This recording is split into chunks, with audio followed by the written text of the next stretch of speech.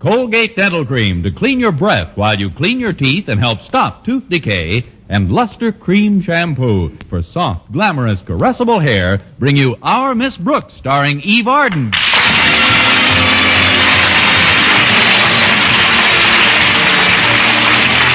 It's time once again for another comedy episode of Our Miss Brooks under the direction of Al Lewis. Well, most students won't have their final exams for several weeks yet, but our Miss Brooks, who teaches English at Madison High School, has had to undergo quite a few impromptu tests recently. Yes, our beloved principal, Mr. Conklin, has taken to conducting a series of sudden little quiz shows without prizes to see if the faculty is on its toes.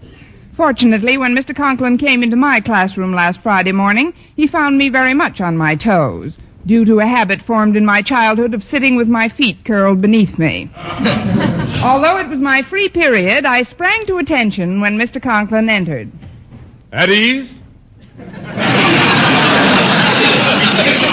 Miss Brooks, conjugate the word strive, please. Strive, strove, striven.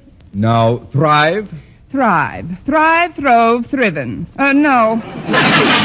Oh, really, Mr. Conklin? These sudden little tests are quite disconcerting. Silence, Miss Brooks. We're not finished. Yes, sir. More verbs? Five, fove, fiven. Now, wait a minute, Mr. Conklin. Five isn't a verb. Thank you, Miss Brooks. I knew my visit to your room would produce some valuable bit of information. My main reason for dropping in, however, was to ask you to do me a favor, Miss Brooks.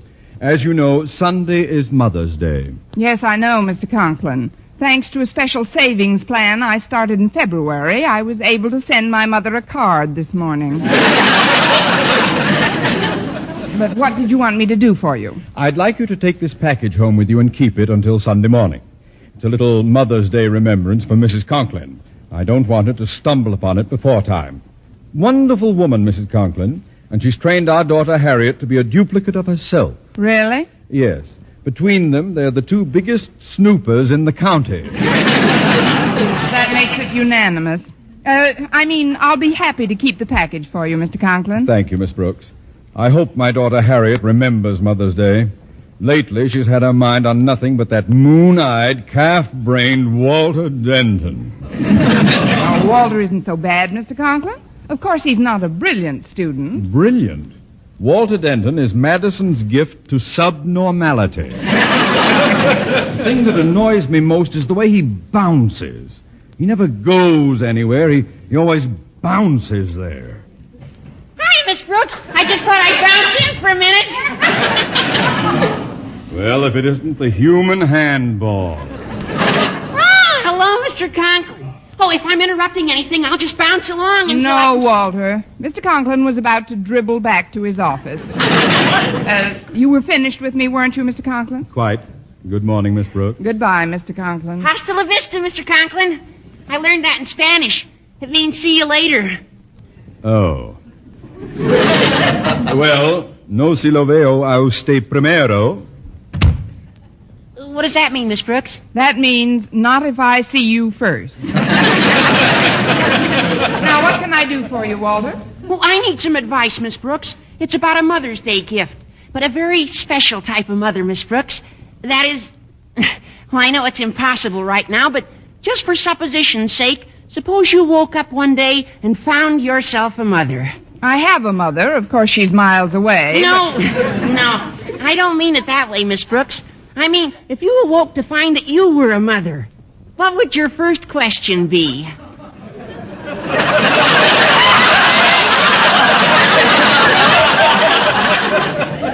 What did it weigh, Doc?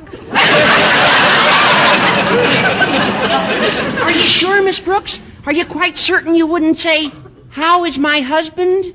Not me. I might say, who is my husband? No. Miss Brooks, I'm serious. My dad told me that was my mother's first concern after she knew I was all right.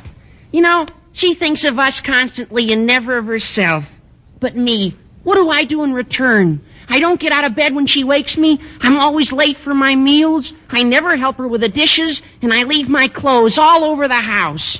Well, Sunday is Mother's Day, Miss Brooks, and I've got to make it up to her. Well, that's pretty short notice, Walter, but I have a suggestion for you. You have? Yes. Sunday morning, wait till your mother starts to make breakfast.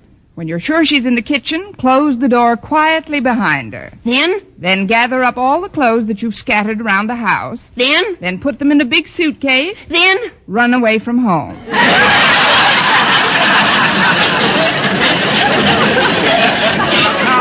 I'm just teasing you, Walter.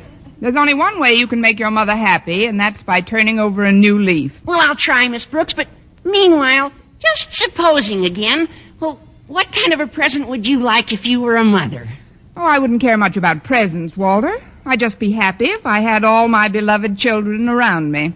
Gee. Well, of course, my mother only has this one beloved child. Me. But it's a lovely sentiment. However, I'd still like to figure out a little gift of some sort. Oh, what would make a young mother like yourself happy? A young father like Mr. Boynton.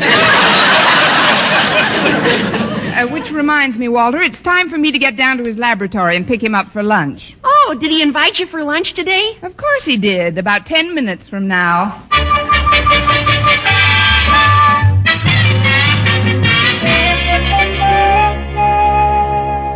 Now, tell me, Walter, were you able to find out what kind of a gift Miss Brooks would like? I couldn't find out a thing, Harriet. But we've got to get her something. What's the good of naming Miss Brooks our mother away from mother if we can't surprise her with something she wants? Now, let me see. We'll organize a committee, pick out a gift, and give it to Miss Brooks. Great, Harriet. Then tonight will officially become Mother Away from Mother's Day night.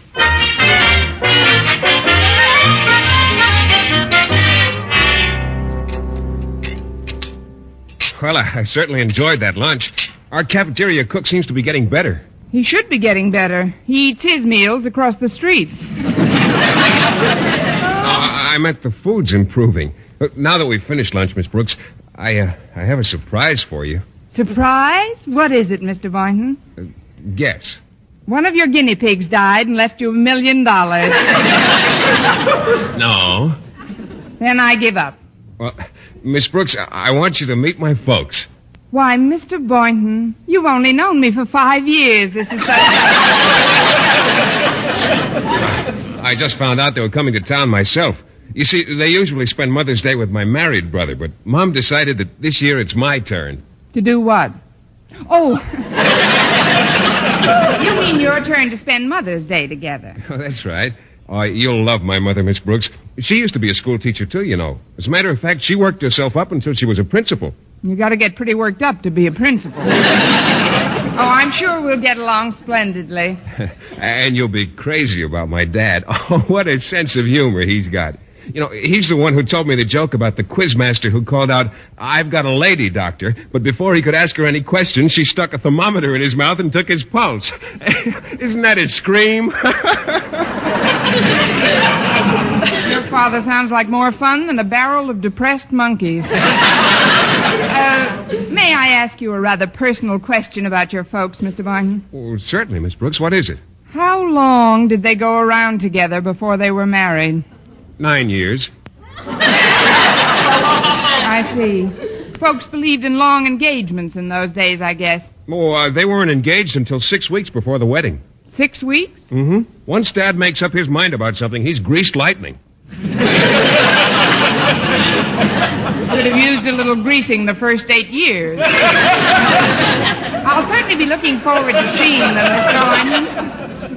When are they arriving in town? Oh, this afternoon, Miss Brooks. I'll have to check them into a hotel for the weekend.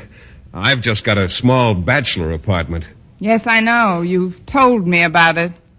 Maybe your folks would like to drop over to Mrs. Davis's tonight. I'm sure my landlady wouldn't mind my dusting the living room a little. Well, that's just fine with me, Miss Brooks. That'll give the folks a chance to rest up from their trip and have some dinner before they meet the girl about whom they've heard so much. Why, Mr. Boynton, you mean you actually wrote to your folks about me? Oh, and how, Miss Brooks? I've written them many times about how gay and youthful and exuberant you are. I am? I mean, you have? Darn right. I remember in one of my most recent letters to them, I said you were more like a pupil than a teacher. In fact, I think that was a letter in which I described you as a great big overgrown kid.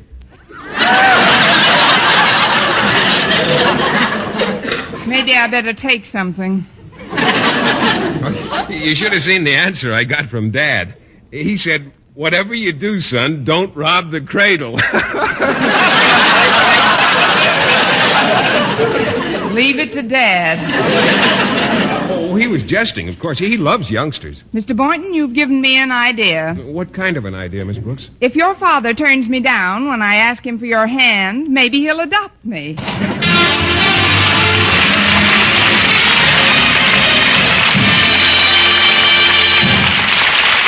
Our Miss Brooks, starring Eve Arden, will continue in just a moment. But first, here is Vern Smith. Now, tests published in authoritative dental literature show that when teeth are brushed right after eating, Colgate Dental Cream stops tooth decay best. 2 years' research at 5 leading universities, hundreds of case histories, shows that when used as directed, Colgate Dental Cream stops tooth decay best. yes, exhaustive tests show the Colgate way best to prevent decay.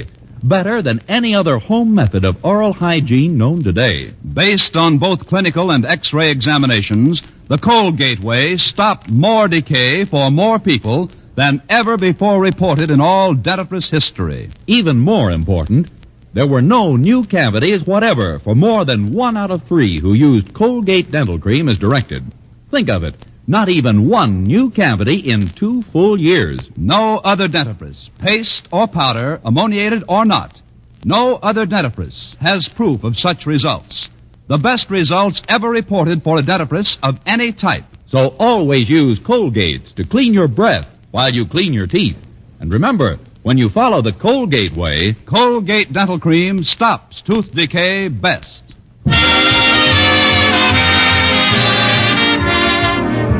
Well, I hurried home right after school and put Mr. Conklin's gift to his wife on my dresser. Then I started to make myself and the house as presentable as possible for Mr. Boynton's parents. First of all, I took a shower and set my hair in pin curls. Then I put on an old, oversized house dress which I had borrowed from Mrs. Davis. This intriguing combination achieved the happy effect of making me look like a rat drowning in a Quonset hut. Then I went into the living room to get things in order. When I got there, Mrs. Davis had just finished vacuuming. Oh, Connie, will you pull the plug out for me? My back's been bothering me lately. Certainly, Mrs. Davis. There. Say, this vacuum cleaner's pretty old, isn't it? Yes, indeed. But it's held up remarkably well. I bought it in 1932. 1932? Yes, this Hoover came in when the other one went out. Well, just so the place looks nice and neat for tonight. You know, I've never met Mr. Boynton's parents before. I know you haven't, Connie, and first impressions are so important. That's why I sent our sofa and all the chairs out to be recovered. What? Every chair in the house is at the upholsterer's, Connie. But don't worry. Stretch Snodgrass took them down for me, and he promised to bring them back by 6 o'clock. Stretch Snodgrass? Look, Mrs. Davis, Stretch may be a fine athlete, but when it comes to mentality, he's strictly a third strike. Why, he's liable to forget where he took the chairs. Oh, I don't think so, Connie. You know how absent-minded I am, and even I couldn't forget the name of this upholsterer. Why not? Because he has a very odd name. What is it? What is what? The name. Whose name? The upholsterer. Upholsterer? Yes. Look, Mrs. Davis, the sofa and all our chairs are being recovered today. Well, they can certainly use it.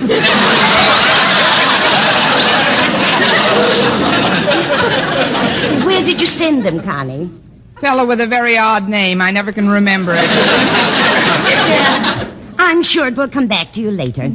Now, if you'll excuse me, I've got to go out and back and look for our cat. Minerva? Is she missing again? Mm-hmm. She had a date this morning. A date? Yes, I heard her making it last night.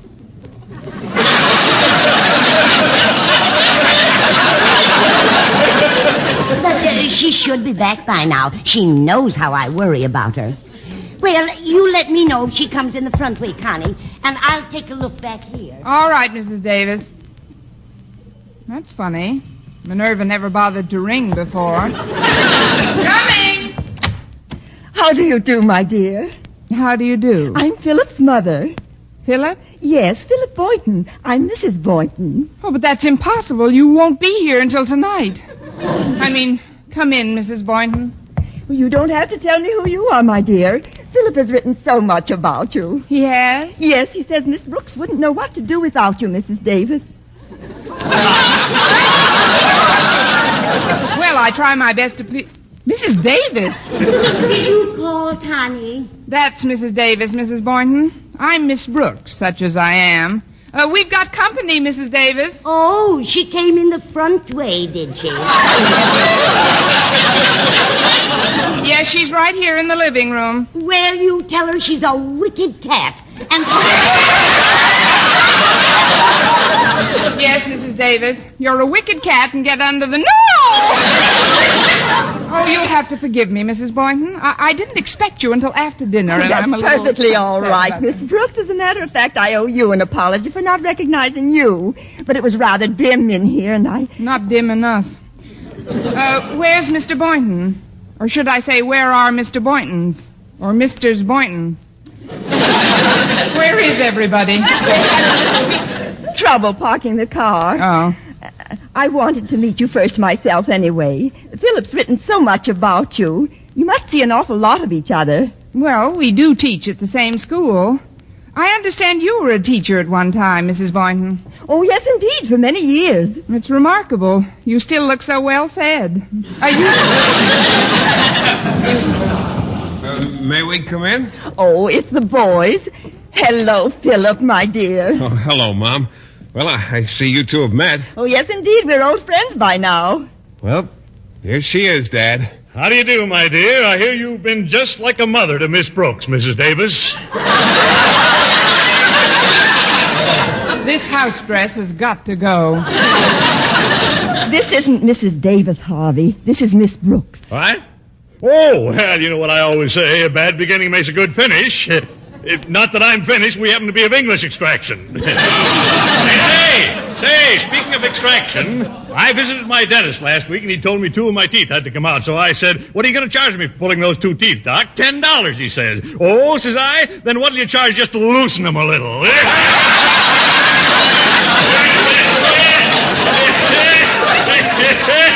See? I told you. Oh, what a sense of humor. Oh, it's nothing. He's hot stuff, all right. Oh, he sure is. But why are we all standing out here in the hall? Yes, let's all go and stand in the living room. Just follow me. Well, here we are. Now then, Mrs. Boynton, if you'll just come over to this lamp. This is a very comfortable place to stand. And Mr. Boynton, you can stand over there by the piano. I don't understand, Miss Brooks. Where are all the chairs? They're out being recovered. I didn't expect you for hours yet, Mr. Boynton. This is a terrible thing to do to anybody. Well, I'm sorry, Miss Brooks, but it couldn't be helped. You see, there's a convention in town, and I couldn't get the folks' accommodations anywhere. You know how big my room is, and, well, I wondered if you and Mrs. Davis could put the folks up for the weekend. Why, Phillips, I'm surprised at you. You know better than to whisper in front of others. Oh, I'm sorry, Mother. I was just explaining our predicament to Miss Brooks.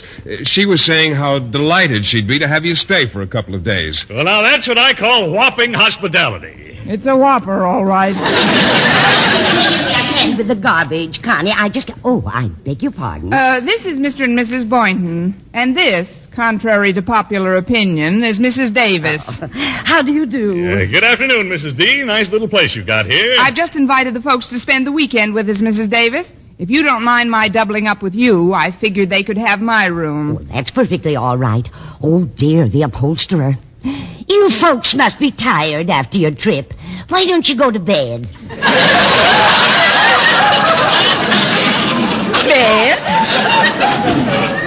Bed? But it's only 4:30 in the afternoon. Oh, she was only kidding, Mrs. Boynton. Mrs. Davis, why don't you take the folks up to my room? Well, I could do with a bit of freshening up at that. Yeah, nonsense, Mother. You're as fresh as the day I got you. Cut it out, Dad. Yes, cut it out, Dad.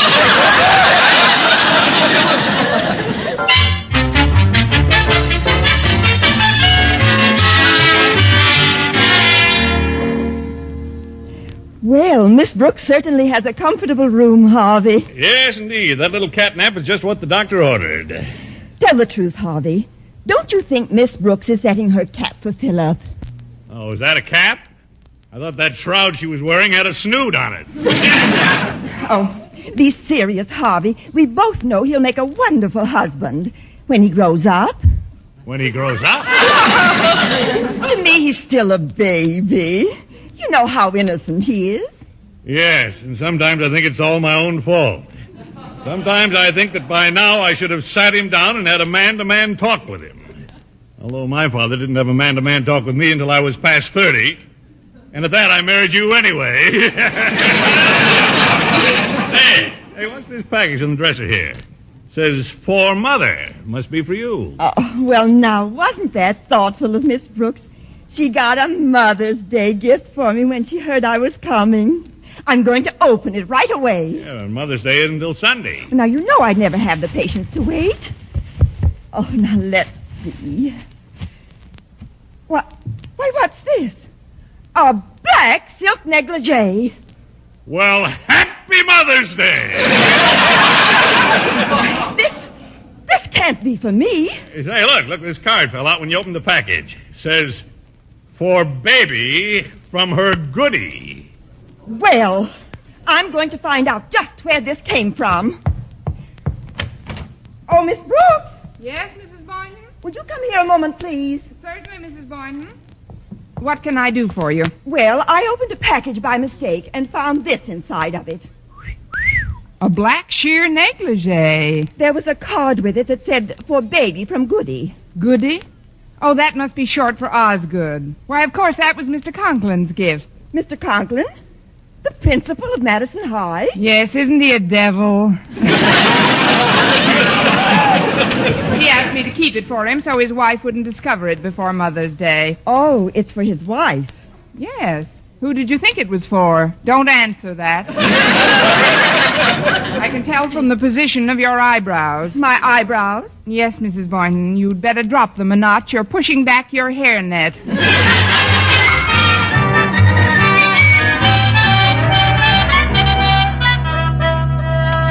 Oh, this dinner certainly is delicious, Mrs. Davis. Oh, well, thank you, Mr. Boynton. But Miss Brooks is the one who deserves the credit. She prepared it all. Oh, come now, Mrs. Davis. You opened every bit as much as I did.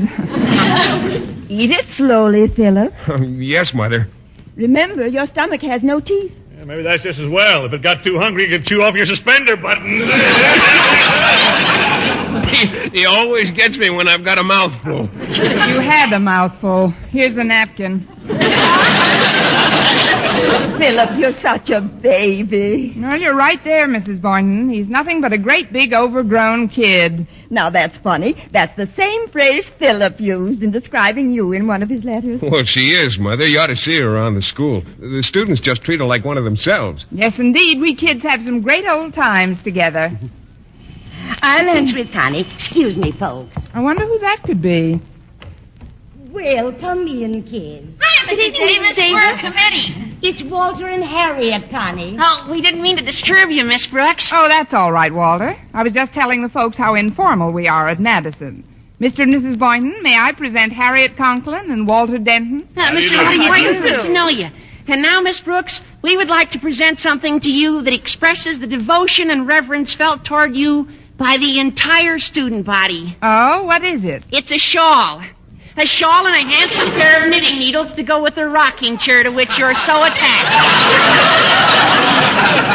Plus which, you have been chosen our mother away from mother. Oh, no. I'll go to the piano, Walter, and you sing the song we've written. Okay, Harriet, wait till you hear this, folks. All set, Walter. The B stands for the books she helps us study. The R is for she's righteous, also pure. The O is for the fact that she's our buddy. The second O is likewise, I am sure. The K is for okay, she rates a bow. The S is for her sadly wrinkled brow. She's motherly, just like Elsie the cow. Miss Brooks, we love you dearly. Miss Brooks, that's me. I'll always be Miss Brooks.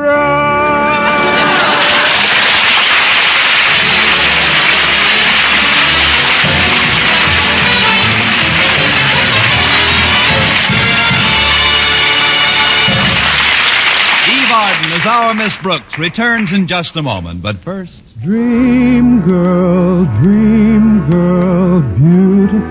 luster cream girl. Tonight? Yes, tonight. Show him how much lovelier your hair can look after a Luster Cream shampoo. Luster Cream, world's finest shampoo. No other shampoo in the world gives you Kay Daumit's magic blend of secret ingredients plus gentle lanolin. Better than a soap, better than a liquid. Luster Cream is a dainty cream shampoo. Leaves hair 3 ways lovelier, fragrantly clean, free of loose dandruff, glistening with sheen, soft, manageable. Even in hardest water, Luster Cream lathers instantly. No special rinse needed after a Luster Cream shampoo. So gentle, Luster Cream is wonderful even for children's hair. Tonight? Yes, tonight, try Luster Cream shampoo. Dream girl, beautiful luster cream girl. You owe your crowning glory to a luster cream shampoo. And now, once again, here is our Miss Brooks. Well, several days later, Friday night came to an end. As I escorted Mr. Boynton to the front door, he was in a strangely mellow mood. You know, Miss Brooks, I'm a man of many dreams. But more often than not, I find I'm shooting too high. Shooting too high, Mr. Boynton? Oh, yes, in trying to find the right girl, for instance. It seems that subconsciously I'm always looking for a girl who's just like my mother. Attractive, yet sweet and unselfish. Well, don't give up the search, Mr. Boynton. Someday you're liable to find such a girl right under your nose. And I think that's a very nice location. What I mean is, when you gave up your room for Mother, I suddenly realized you're not only attractive, but also sweet and unselfish. So, Miss Brooks, instead of just shaking hands like we usually do... Yes, Mr. Boynton? Well, I'd like to say goodnight to you the way I do to my mother, with a kiss. A kiss, Mr. Boynton? Yes, on the forehead. There you go, shooting too high again. Next week, tune into another Our Miss Brooks show brought to you by Luster Cream Shampoo for soft, glamorous, caressable hair and Colgate Dental Cream to clean your breath while you clean your teeth and help stop tooth decay. Our Miss Brooks, starring Eve Arden, is produced by Larry Burns, written by Al Lewis, Lester White, and Joe Quillen, with the music of Wilbur Hatch under the direction of Maurice Carlton.